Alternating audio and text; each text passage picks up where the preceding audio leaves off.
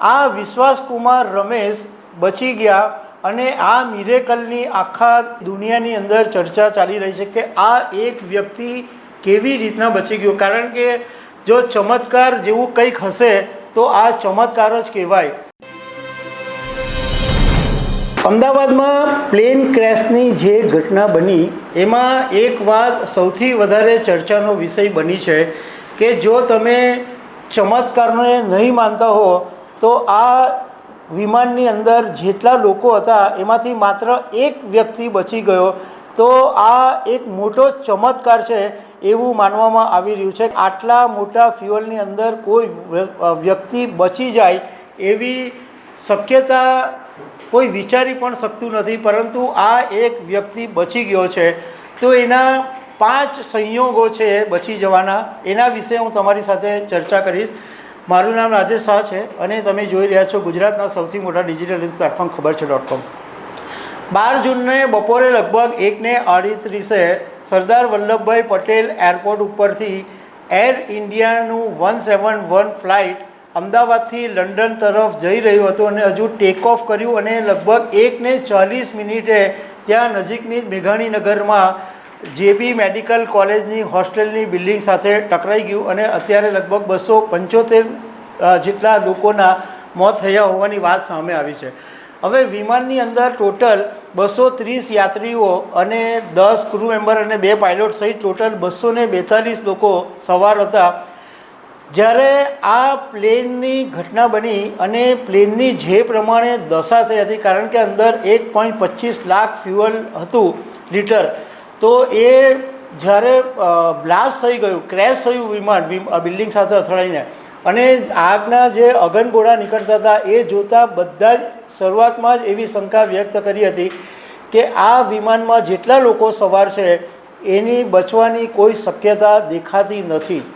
પરંતુ એક વ્યક્તિ જેનું નામ વિશ્વાસકુમાર રમેશ છે અને વિશ્વાસકુમાર રમેશ મૂળ દીવડા છે, પરંતુ એ બ્રિટિશ નાગરિક છે।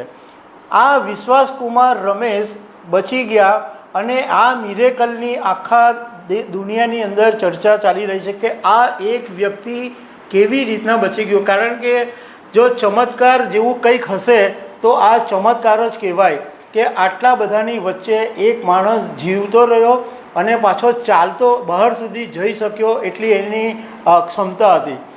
હવે મીડિયાની અંદર જે અહેવાલો છે એની અંદર જે 5 સંયોગો છે એ પહેલાં તમને થોડીક વિમાનની વાત કરી લઉં કે આ વિમાન જે છે 787 ડ્રીમ લાઇનર એ 186 ફૂટ લાંબુ અને 56 ફૂટ ઊંચું છે અને એનો જે વિંગ સ્પાન છે એ 197 ફૂટનો છે। ટેક ઓફ પછી જે એની પૂંછડીનો ભાગ છે વિમાનનો એ રોયલ મેસની સાથે અથડાઈ હતી અને પ્લેન તૂટીને હોસ્ટેલના કમ્પાઉન્ડ ઉપર પડ્યું અને પ્લેન ધસડાઈને લેફ્ટ વિંગના ચોથા ટાવરને અથડાઈને તૂટી ગયું હતું અને ત્રીજા ટાવરની પાસે એન્જિન છૂટું પડી ગયું અને વધુ એક કટકો થઈને નોઝ પાર્ટ પહેલાં ટાવરની વચ્ચોવચ્ચ કમ્પાઉન્ડ વોલથી 30 ફૂટ દૂર રોકાઈ ગયો હતો। હવે સંયોગની વાત કરું કે આ વિશ્વાસકુમાર રમેશ જે સીટ પર બેઠા હતા એ સીટનો નંબર હતો 11A। એવું કહેવાય છે કે વિમાનમાં જે મુસાફરી કરનારા લોકો હોય છે એ આ 11A સીટને પસંદ નથી કરતા। આ સીટ વિશે જે પણ મુસાફર હોય એ અણગમો વ્યક્ત કરે છે, કારણ કે આ સીટની બરોબર ડાબી બાજુએ ઇમરજન્સી એક્ઝિટ ડોર હોય છે અને અહીંયાથી વિમાનમાં બેઠેલો મુસાફર બહારના દૃશ્યોને જોઈ શકતો નથી, એટલે આ સીટ બને ત્યાં સુધી લોકો લેતા જ નથી। અને જ્યારે ઉતરવાનો વારો આવે ત્યારે સૌથી છેલ્લે ઉતરવાનો હોય છે, પણ આ વિશ્વાસ રમેશને 11A સીટ મળી અને એ એમના માટે લકી સાબિત થઈ, કારણ કે તેમની જ્યાં બેઠા હતા એની સીટની આગળથી જ પ્લેન તૂટી ગયું હતું।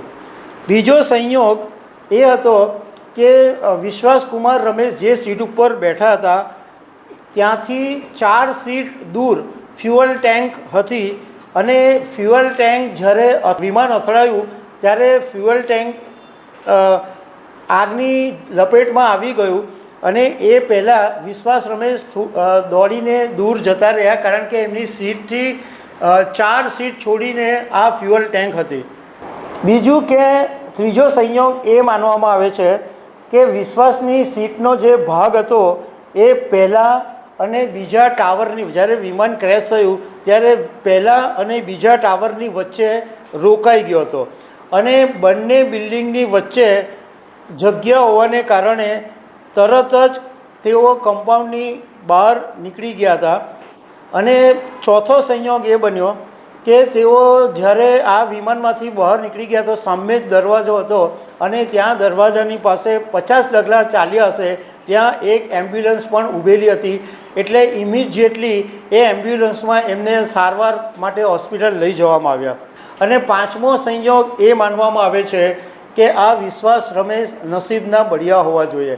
કદાચ કુદરતને એમનો મરવું મંજૂર નહીં હોય, કુદરત હજુ કદાચ એમને જીવાડવા માંગતા હોય, એટલા માટે આટલા બધા 242 લોકોની વચ્ચે આ એક માણસ બચી શક્યો. તો દર્શક મિત્રો, આવી અનેક વાતો સાથે અમે તમને મળતા રહીશું. Thank you very much.